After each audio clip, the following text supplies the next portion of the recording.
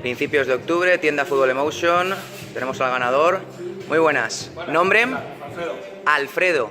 Pues Alfredo, que entra a la tienda. Tenemos por aquí a Nico. Bueno, pues Alfredo, que es el ganador del premio del mes de septiembre de Fútbol Emotion. Nico, que está en la sección de guantes, como no. Vamos a ver, ¿no? Vamos a ver, porque nos toca elegir el guante de nueva colección SP. Y creo que Alfredo tenía un par de solicitudes, ¿no? Porque no va a ser para ti, ¿verdad? No, no es para mí. ¿Para quién va a ser? Para Mario. Para Mario. ¿Qué edad tiene? Del Zafranar, del cadete. Del Zafranar, cadete, ¿vale? 15 añitos. Perdón, del Huracán. Del Huracán, lo tenemos en Huracán. Bueno, pues vamos a ver. Tenemos toda la colección a nuestra disposición, pero, como decía antes Alfredo, tenemos un par de peticiones, ¿no?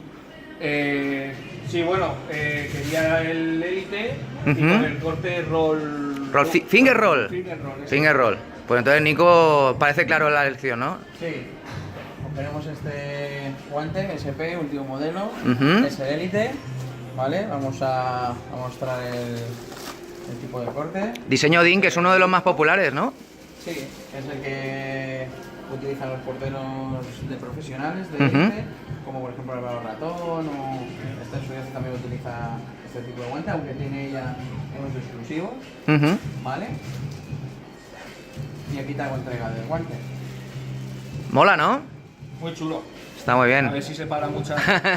Tú ya sabes que ahora a partir de ahora usando ese guante ya no tiene excusa, ¿verdad? No, no, ninguna. Eso sí, cuando juegue contra el Ribarroja, que no le metamos varios.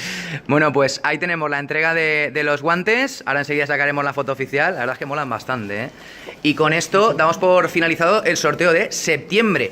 A partir de la semana que viene arrancamos con el sorteo del mes de octubre y tenemos sorpresa, porque esta vez las manos serán protagonistas, el próximo mes van a ser los pies. Enhorabuena, Alfredo, por el premio, y el mes que viene tenemos nuevo sorteo.